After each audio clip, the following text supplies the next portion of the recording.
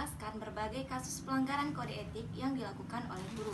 Salah satunya adalah yang dilakukan oleh guru SD Negeri Kelampitan 2, Kecamatan Purwoasri, Kabupaten Kediri yang berinisial MJ, berusia 57 tahun dengan salah seorang korban yang merupakan muridnya berinisial MF, berusia 13 tahun.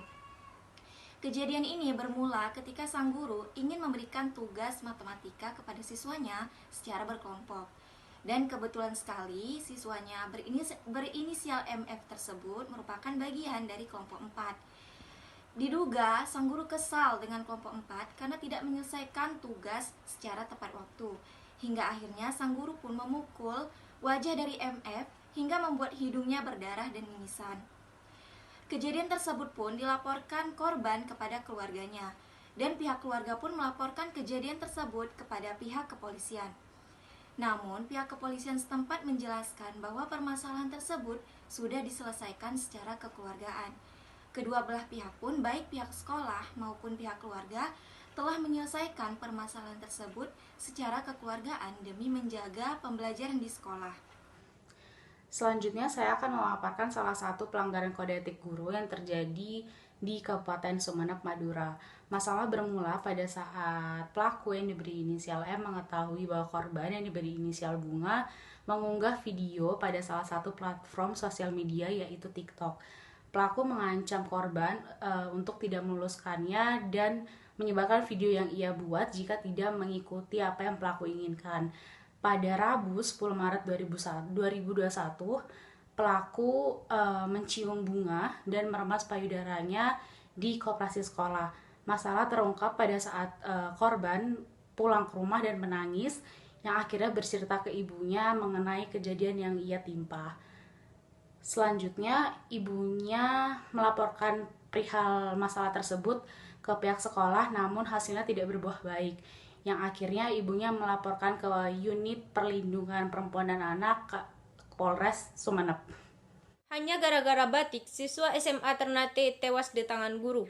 Guru pekerjaan mulia tanpa tanda jasa, sosok yang dihormati dan disegani lantaran dianggap sebagai gudang ilmu. Berbeda halnya di Ternate, Provinsi Maluku Utara, seorang guru honor berinisial FS memukul anak didiknya yang berinisial YH yang berumur 16 tahun dengan balok kayu hingga meninggal dunia. Alasan FS memukul anak didiknya hanya karena dia tidak memakai seragam batik sesuai aturan sekolah. YH dipukul FS menggunakan balok kayu hingga terjatuh dan mengeluarkan busa di mulutnya. Setelah kejadian itu, FS langsung ditangkap polisi dan dibawa ke Mapolres Ternate. Setelah ditahan dan diperiksa, FS ditetapkan sebagai tersangka dan dijerat pasal berlapis. Hukuman maksimal yaitu 9 tahun penjara. Pasal berlapisnya yaitu pasal 351 ayat ketiga tentang penganiayaan dan pasal 81 tentang perlindungan anak.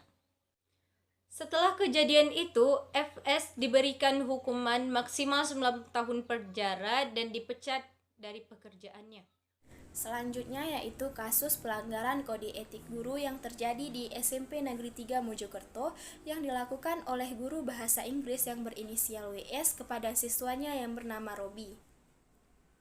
Menurut keterangan dari teman korban yang juga menjadi saksi pada saat kejadian tersebut menjelaskan bahwa kejadian tersebut bermula ketika Robi bersama dengan teman-teman lainnya lagi berlarian di teras sekolah yang menyebabkan suara bising dan gaduh.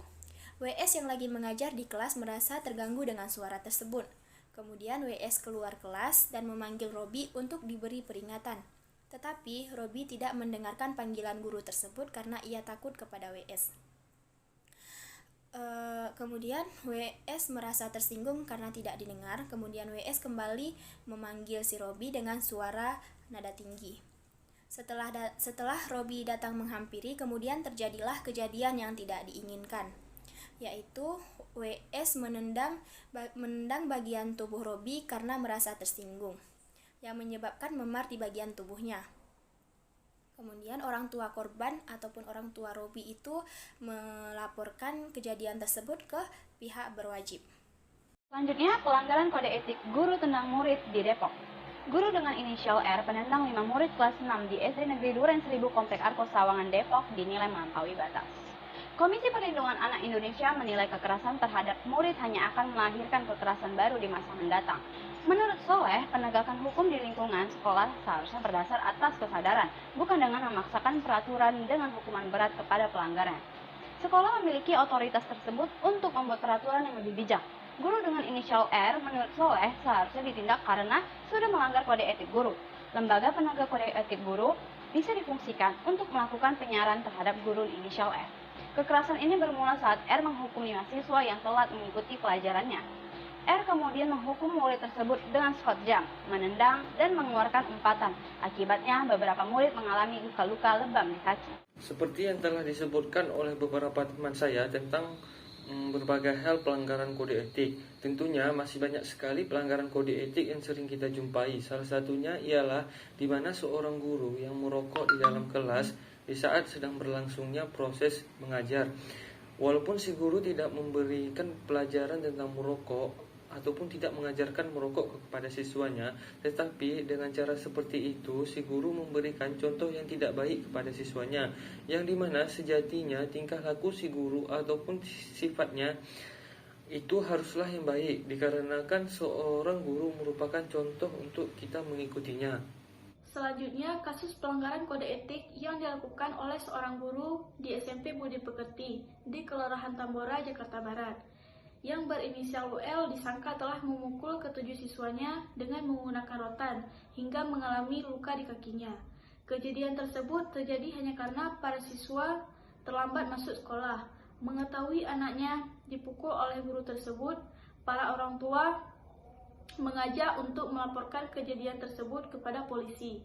Setelah melakukan mediasi dengan kepala sekolah, para orang tua akhirnya meneruskan perkara tersebut melalui jalur hukum, sehingga kasus pemukulan seorang guru terhadap ketujuh muridnya di SMP Budi Pekerti Tambora, Jakarta Barat berujung dengan damai.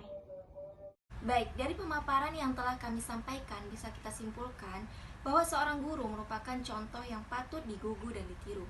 Tidak sepantasnya seorang guru melampiaskan amarahnya dengan tindakan kekerasan kepada sang murid.